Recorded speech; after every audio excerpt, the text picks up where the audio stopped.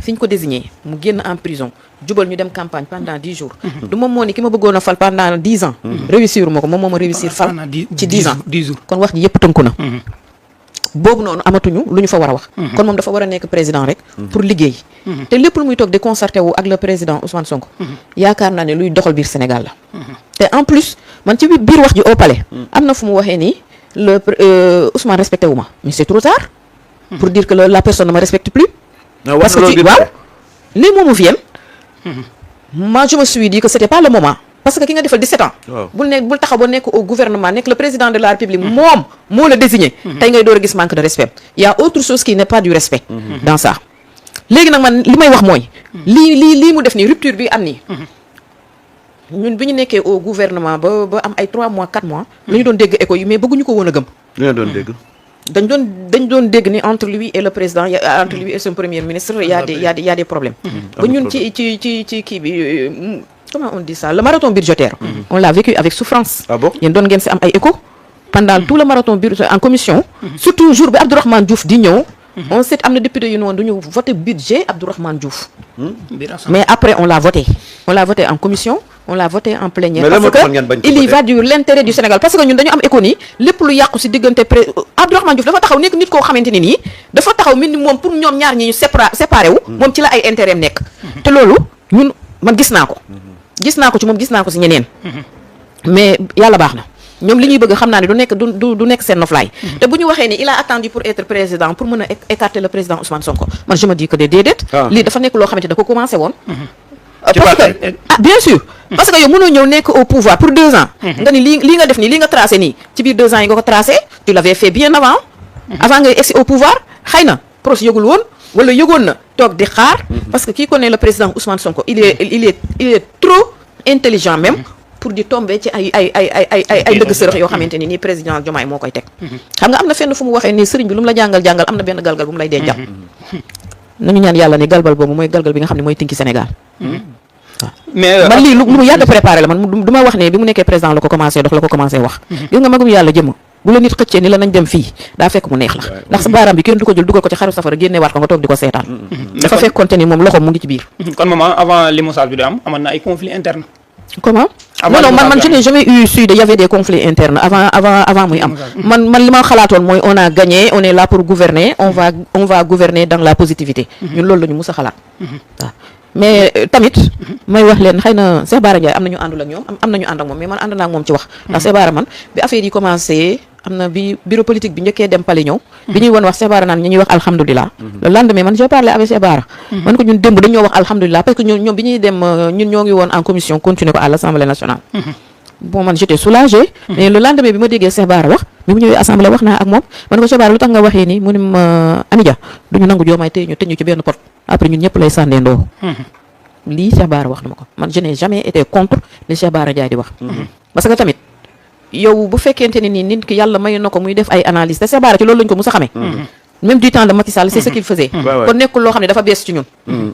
xëy na fi muy amee ay source am ak li muy mën a gis ak li muy mën a xam ñun mënuñu koo xam mais nit ki tamit su génnee wax bul wax ne kii bu waxee dafay attiser le feu xoolal ba xam li muy wax intérêt mi ngi ci wala njariñ mi ngi ci wala njariñ nekku ci ngay door a nit ku nekk ak sa entendement ni nga koy appréhender mais bul wax ne dañuy bëgg jàmm ba toog di négocier le gars il est en train d'avancer bu yàggee ñun ñooy am problème. waaw yéen des seen alhamdulilah yi bokk na ci parce que moom mi ngi continuer il est sur son chemin li muy def mi ngi koy def te avancé wu ci te reculé wu ci benn yoon xëy na li pros di wax ne man maay xool moom mooy xool di rafetal comme ni nga ko waxee al amin yemal ci say chiffres parce que boobu ba tey maa ngi rafetal te dara rafetu fi am na loo xam ne dafa ñaaw te yaakaar naa ne ñun bu fekkente ne Sénégal rek la ñu war a mën a liggéeyal yow nit ki boo jugul ak sa intérêt personnel di nga war a xamante ne nii kii dafa nekk ak loo bañ Ousmane Sonko bañ ko xamal ni kii il est là pour le Sénégal te yéen xeex bi ngeen di xeex dafa am ñoo xamante ne nii léegi dañ leen cee jàppale parce que y a l'influence internationale man damay xool dans les réseaux sociaux et sur l'international am na ñoo xam ne ay influenceurs lañu ay africains lañu d'autres ne sont pas des africains mais gis nañu am na ci benn jour boo xam ne dama dégg ko wax mu ni mais dañu doon wax ni que le président Ousmane Sonko il était trop problématique mais le gars il est pacifique loolu ñu koy gis di ko dégg am yeneen ñoo xam ne ils sont dans l'international ñuy def ay analyses yoo xamante ne nii c'est trop pertinent man je me dis que je suis tellement étonnée nga xam ne yow ñoo xamante ne nii ils ne sont pas des Sénégalais des Camerounais des Togolais ñooñu ñoo mën a a ñëw di def ay analyses yu pertinent yow say journalistes certains journalistes yi nga xam ne ils sont dans ton pays ñoom ñu waroon a nekk ay nit ñoo xamante ne nii Sénégal moo leen ñor ñooñu ñooy jóg finalement di dal si ko Ousmane Sonko di ko ŋàññi mais où est le président de la République et depuis presque 2 semaines bi mu wàccee ak léegi nit ñi dañuy fàtte ni sax ne Diomaye mooy le président de la République mais ñoom ñëpp ku ñu jógee kan la ñuy dal ci ko président Ousmane Sonko mais où est le problème parce que yéen bëggoo leen ko gis au devant de la scène ñi nga xamante ni ñoo nekkoon dans l'opposition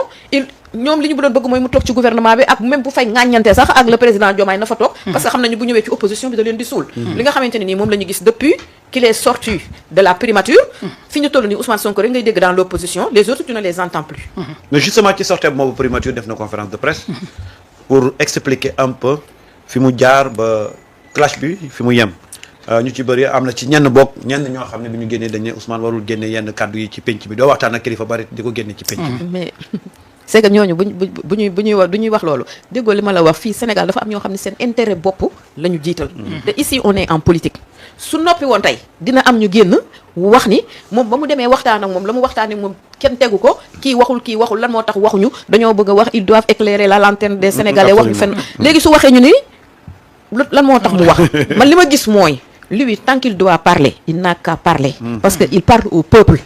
ñeneen ñi nga xam ne nag soit ce sont des journalistes yoo xam ne man damay wax ne ay journalistes alimentaires lañu ils ne voient pas l'intérêt du Sénégal ou bien ce sont des politiciens yoo xamante ne ils sont là pour leurs propres intérêts ñoom suñu sañoon président Ousmane Sonko dootuñu ko gis sax sur la toile politique day dem toog cité kër góor gi lu am ci Sénégal mu ni sama yoon nekku ci comme ça ñoom ils vont continuer de nous arnaquer ils vont continuer de nous utiliser comme ils l'ont toujours fait mais comme amuñu loolu nag comme ni ko suñu honorable Tafsir Thioye waxee ne affaire yi dafa gaaw nag carrément te affaire yi dafa gaaw dans un intérêt positif dafa gaaw trop parce que nga jógee primature 2 jours après nga dem assemblée ba nga pare ñu delloo la sa robe honorabilité nga pare ñu voté la en plénière nga ñëwaat toog ci perchoir bi gaaw na ba nga xamante ni yow soo àndul ak moom affaire bi dina la def